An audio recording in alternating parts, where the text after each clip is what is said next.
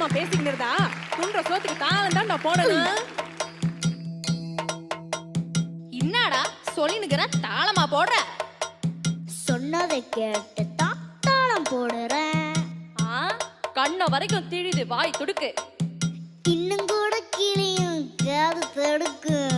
புரியாம பேசாத, பல்ல தட்டுவேன்.